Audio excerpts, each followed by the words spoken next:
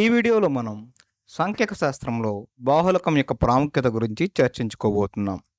అనగా సాంఖ్యక శాస్త్రంలో దత్తాంశాన్ని విశ్లేషించి వ్యాఖ్యానం చేయడంలో బాహుళకం ఎలా ఉపయోగపడుతుంది అనే విషయాన్ని తెలుసుకుంటున్నాం.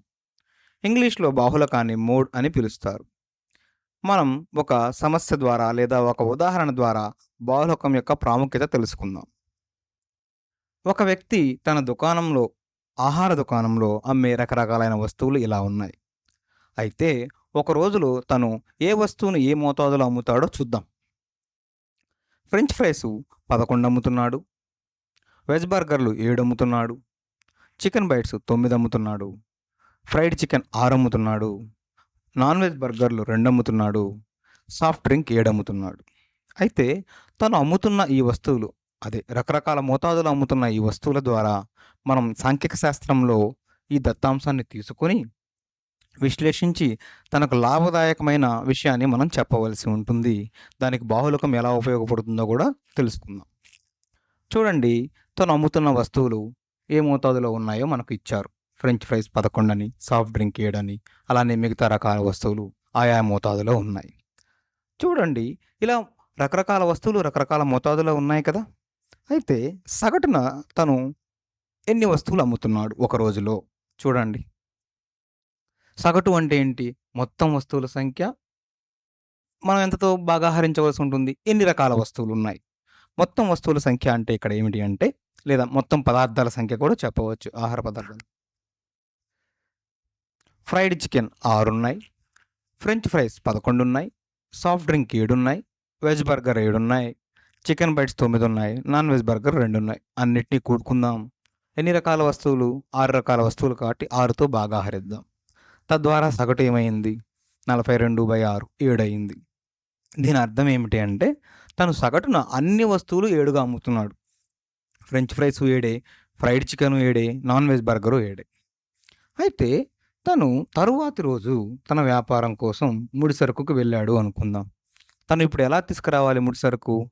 సగటున అన్ని 7 వస్తువులు కాబట్టి అన్ని ముడి సరుకులు కూడా 7 వస్తువులు సరిపోయే విధంగా, అంటే 7 పదార్థాలకు సరిపోయే విధంగా తెచ్చాడు అనుకుందాం. తను తర్వాత రోజు అలా తయారు చేశాడు అనుకుందాం. అది అతనికి లాభదాయకంగా ఉండదు. ఎందుకని? ఎక్కువ మంది అతని దగ్గరకు వచ్చి ఫ్రెంచ్ ఫ్రైస్ అడుగుతారు. చాలా తక్కువ మంది మాత్రమే నాన్ వెజ్ బర్గర్ అడుగుతారు. కానీ తను 2 కూడా సమానంగా 7 చేశాడు.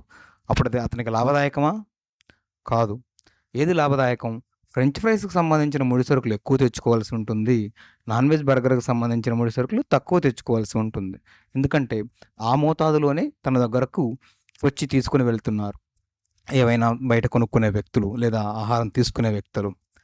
తద్వారా మనం ఈ సందర్భాన్ని గమనించినట్లయితే తన దగ్గర ఏదైతే ఎక్కువగా అమ్ముడవుతుందో తను అది ఎక్కువగా తయారు చేయవలసి ఉంటుంది.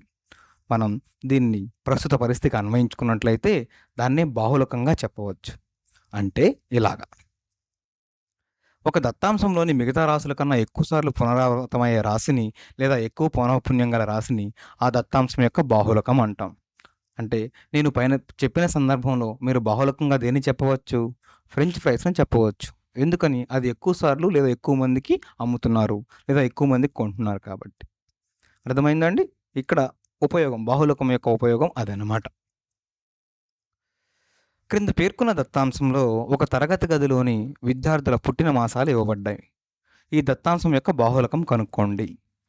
అంటే అర్థం ఏమిటంటే, ఒక తరగతిలో విద్యార్థులు ఉన్నారు కదా, వారు ఏ మాసాలలో పుట్టారో తను దత్తాంశంగా ఇచ్చారు. అయితే ఆ దత్తాంశం యొక్క బాహుళకం కనుక్కోవాలి.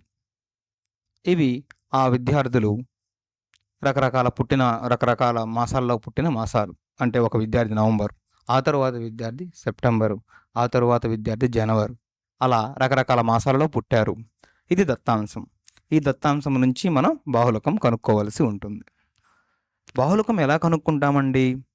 ప్రతి పదార్థం కావచ్చు, వస్తువు కావచ్చు, ఆ దత్తాంశంలో ఎన్నిసార్లు పునరావృతమైందో మనం లెక్కించవలసి ఉంటుంది. అంటే ఇక్కడ ఎంతమంది విద్యార్థులు జనవరిలో పుట్టారు, ఎంతమంది విద్యార్థులు ఫిబ్రవరిలో పుట్టారు, అవి మనం లెక్కించాలి. ఉదాహరణకు జనవరిలో ఎంతమంది పుట్టారో లెక్కిద్దామా? 1, 2, 3, 4, 5 అంటే జనవరిలో మొత్తం 5గురు పుట్టారు. ఇంకా ఎవరు పుట్టలేదు. చూడండి 5గురు మాత్రమే పుట్టారు. అలానే ఫిబ్రవరిలో ఎంతమంది పుట్టారు? మార్చిలో ఎంతమంది పుట్టారు? ఇలా మనం లెక్కించుకుంటూ వెళ్ళి ఒక పట్టికను ఏర్పాటు చేద్దాం. ఇలా చూడండి జనవరిలో 5గురు పుట్టారు. మీరు ప్రయత్నించండి స్వయంగా. ఫిబ్రవరిలో 5గురు పుట్టారు. మార్చిలో కేవలం 1, ఏప్రిల్‌లో 4గురు పుట్టారు. మేలో 7గురు పుట్టారు. జూన్‌లో 2 పుట్టారు. అదేవిధంగా జూలైలో 2 పుట్టారు. ఆగస్టులో ఎవరు పుట్టలేదు. సెప్టెంబర్‌లో 1 పుట్టారు. అక్టోబర్‌లో 5గురు పుట్టారు. నవంబర్‌లో 4గురు. డిసెంబర్‌లో 3గురు. మీరు పట్టికను గమనించినట్లయితే ఎక్కువ మంది ఏ మాసంలో పుట్టారు అండి? 7గురు మే మాసంలో పుట్టారు. అవునా? ఇక్కడ 7 కాదు బాహుళకం. అక్కడ ఏ మాసంలో పుట్టారో అది బాహుళకం అవుతుంది. ఎక్కువ అంటే ఇచ్చిన దత్తాంశంలో మనకిచ్చింది మాసాలు. ఏ మాసంలో ఎక్కువ మంది పుట్టారు? మే మాసంలో. కాబట్టి బాహుళకం ఏం చెప్పవచ్చండి? మే మాసం ఈ దత్తాంశం యొక్క బాహుళకం. మనం ఈ వీడియోలో ఏం నేర్చుకున్నాం? బాహుళకం యొక్క ప్రాముఖ్యత అంటే సాంఖ్యక శాస్త్రంలో బాహుళకం మనకు వ్యాఖ్యానం చేయడంలో లేదా దత్తాంశాన్ని విశ్లేషించడంలో ఏ విధంగా ఉపయోగపడుతుందో నేర్చుకున్నాం ఒక ఉదాహరణ ద్వారా.